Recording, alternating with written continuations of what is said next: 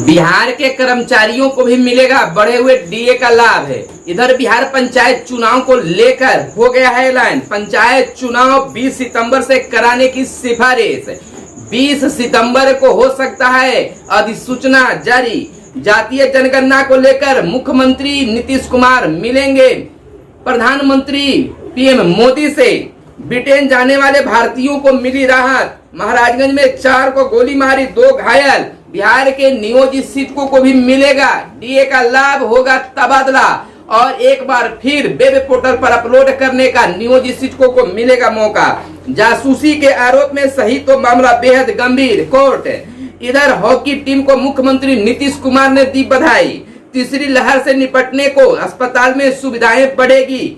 घटिया अनाज की सूचना मिलने पर 24 घंटे में बदलेंगे अधिकारी। कई इलाकों में बाढ़ की स्थिति गंभीर। सवाल पर गलत उत्तर की शिकायत की होगी समीक्षा। सूबे में 54 बाजार प्रांगण में होगी आधुनिक सुविधाएं। इधर कैंसर अस्पताल का इस साल होगा निर्माण। बिहार के 2 और एनएच जल्द होंगे 4 लेन में तब्दील। सीबीएसई 10वीं रिजल्ट से असंतुष्ट सूबे के 20,000 छात्रों ने की शिकायत। दुखद खबर, इतिहासकार प्रोफेसर डेजी नारायण का हुआ निधन। नमस्कार, आप इस समय देख रहे हैं मगध संवाद और मैं आपके साथ हूँ सुनील बॉबी। मगध संवाद के खास कार्यक्रम सुबह सवेरे में आप तमाम व्यूअर्स का स्वागत है। इस सुबह सवेरे के कार्यक्रम में हम खबरों को लेते हैं अखबारों के पन्नों से। अखबारों में क्या छपा है और क्या आपको जानना जरूरी है। आप इसी तरह से प्यार बनाए रखें। 1 करोड़ व्यूअर्स के साथ 75K के सदस्यता नियमित सदस्यों के साथ आपका YouTube चैनल मगध संवाद एक बड़े चैनल के रूप में आपके प्यार और आशीर्वाद से उभरा है। आप प्यार आशीर्वाद बनाए रखें और 100K से भी ज्यादा आप आगे बढ़ाने में हमें सहयोग करें। आपका अपना चैनल, हम खबरों को प्रतिदिन आपके लिए लेकर आते हैं। चलिए खबरों की सिलसिला शुरू करते हैं।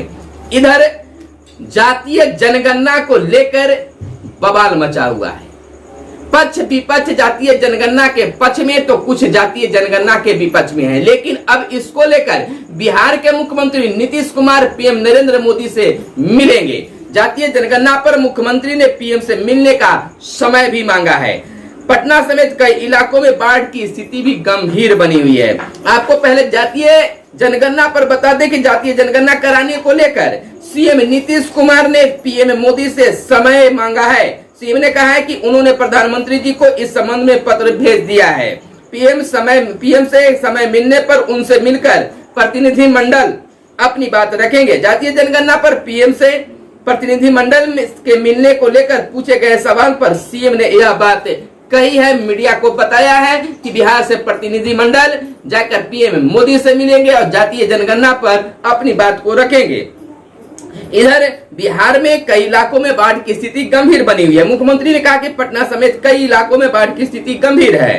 कई जगहों पर काफी ज्यादा पानी फैला है। आपको बता दें कि गंगा और पुनपुन वगैरह जितने भी अधिकाधिक नदियां जो हैं खतरे के निशान से ऊपर बढ़ रहे हैं। लगातार बारिश के कारण यह बढ़ती स्थिति को अभी फिलहाल बरकरार है। स्थिति गंभीर है। मुख्यमंत्री ने भी इस पर चिंता जताई है। इधर ऐतिहासिक चीज भारत के लिए हुआ है।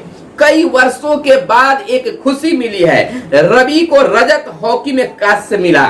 इधर आपको बता दें कि टोक्यो ओलंपिक में गुरुवार का दिन देश के लिए ऐतिहासिक रहा है। कई वर्षों के बाद भारत को हॉकी में इस तरह की गौरवान्वित करने वाली रजत पदक मिला है। यानी कह सकते हैं पहलवान रवि दहिया रूस के जाबुर युग के फाइनल भले हार गए पर रजत पदक अपने नाम कर लिया। पुरुष हॉकी टीम देशवासियों की उम्मीदों पर खरी उतरी और धड़कने रोक देने वाले मुकाबले में जर्मनी को 5-4 से हराकर कांस्य पदक जीत लिया। ओलंपिक में 41 साल बाद भारत का कोई पदक मिला है। ओलंपिक में भारत को 41 साल, जब हम लोगों को जन्म भी नहीं हुआ होगा उससे पहले भारत को इसमें ऐतिहासिक जीत मिली थी। लेकिन अब ओलंपिक में 41 साल बाद भारत को कोई पदक मिला है। इस जीत के साथ पूरा भारत खुशी से झूम उठा और बधाइयों का सिलसिला शुरू हो गया। प्रधानमंत्री नरेंद्र मोदी ने टीम के कप्तान मनप्रीत सिंह और कोच ग्राहक रीड से फोन पर बात कर इसे अविश्वसनीय क्षण बताया है। प्रधानमंत्री ने रवि दहिया से भी बात की और कहा कि आपकी उपलब्धियों पर हमें गर्व है। तो निश्चित भारत को गर्व है। 41 समय कोई छोटा समय नहीं होता है। 41 साल बहुत से लोगों ने उस अक्षुण्ण समय को नहीं देखा होगा, लेकिन आज इस अक्षुण्ण क्षण को महसूस किया जा रहा है। भारत में खुशियों का एहसास हो रहा है, खुशियों का लहर है। लोग एक दूसरे को बधाई दे रहे हैं कि वो ऐतिहासिक जो है ओलंपिक में हमें मिला है, पदक प्राप्त हुआ है 41 सालों बाद। तो तमाम खिलाड़ियों को, तमाम उससे जुड़े लोगों को मगध संवाद भी बधाई और शुभकामनाएं प्रेषित करता है। इधर दूसरी बड़ी खबर बिहार में पंचायत चुनाव को लेकर है कि पंचायत चुनाव पर डेट को लेकर काफी असमंजस की स्थिति चल रही थी। लोग हमेशा मांग कर रहे थे कि तिथियों का कम से कम ऐलान हो जाए।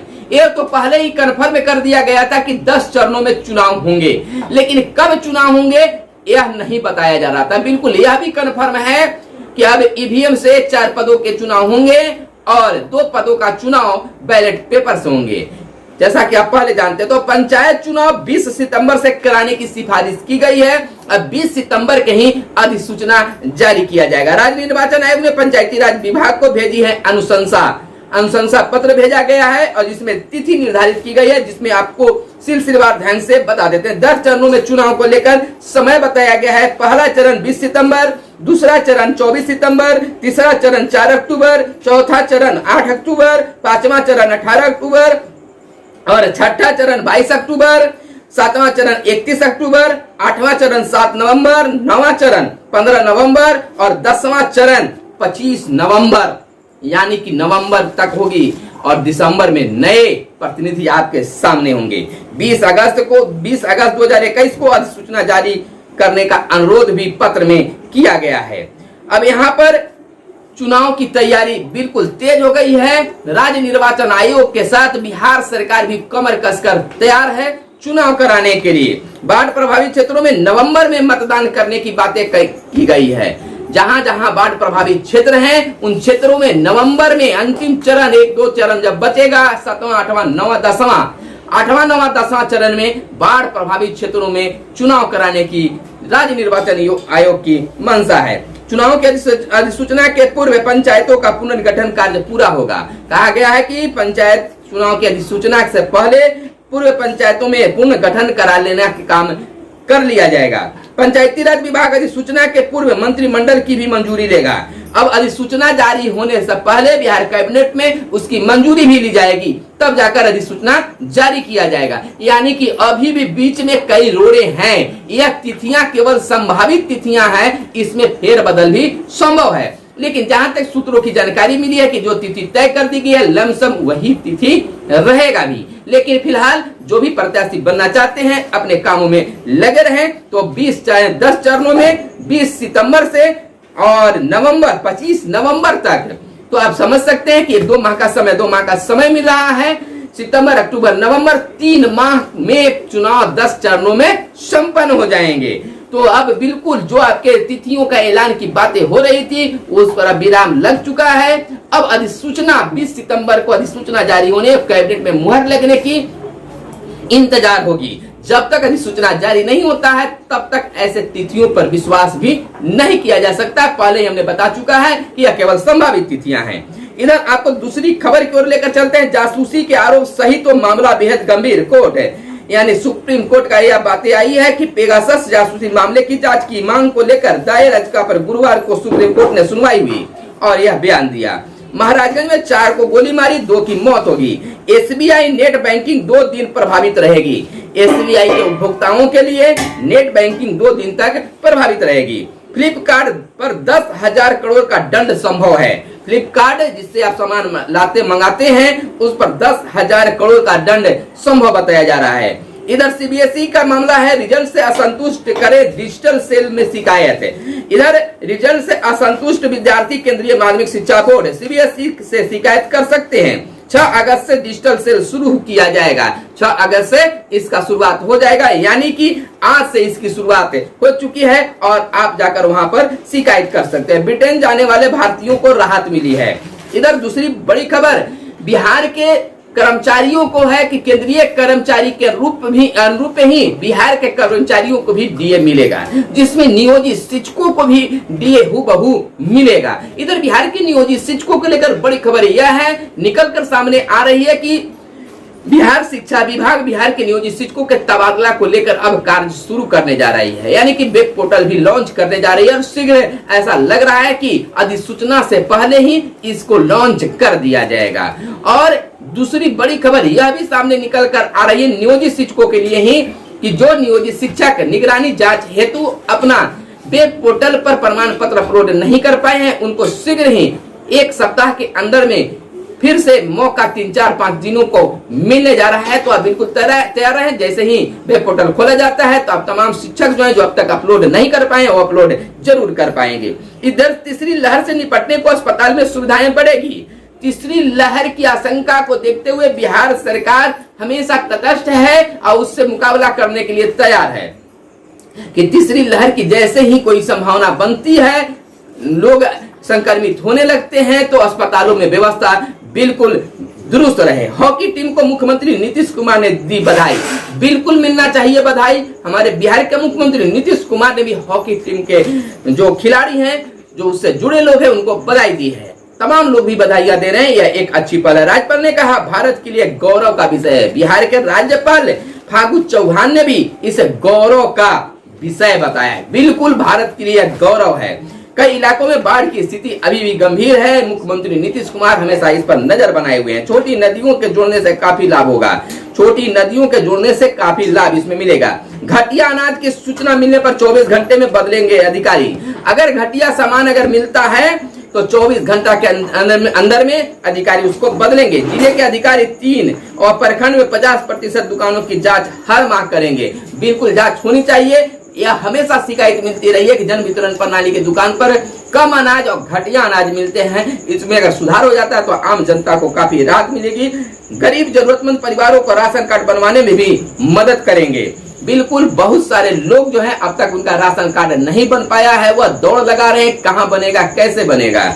सूबे का 54 बाजार प्रांगण में होगी आधुनिक सुविधाएं। सवाल पर गलत उत्तर की शिकायत की होगी समीक्षा। विधानसभा अध्यक्ष बोले हैं विधायकों से दुर्व्यवहार मामले में रिपोर्ट आने पर समीक्षा करूंगा। पहली बार मॉनसून सत्र में सवालों में आए 100% जवाब।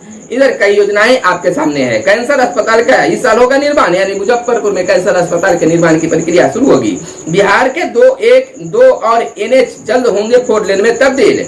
इधर 10वीं रिजल्ट से असंतुष्ट सूबे के विषय छात्रों ने की है CBSE से शिकायत, जिसके लिए पोर्टल लॉन्च किया जा रहा है। आज से आप शिकायत दर्ज कर सकते हैं। और दुखद खबर है कि इतिहासकार प्रोफेसर डेजी नारायण का भी निधन हो गया। नमन करते हैं। और एक बार फिर से हम कहना चाहेंगे कि हमारे व्यूअर्स जो पंचायत चुनाव में अपनी उम्मीदवारी पेश करना चाहते हैं तो बिल्कुल अब घर नहीं बैठे, अपने विचारों को आप जरूर अपने मतदाताओं के सामने पहुंचाएं। और विज्ञापन अगर देना चाहते हैं चैनल पर, अपने चैनल मगध संवाद पर, तो निश्चित तौर पर कांटेक्ट करें। नीचे आपका कांटेक्ट नंबर दिया जा रहा है।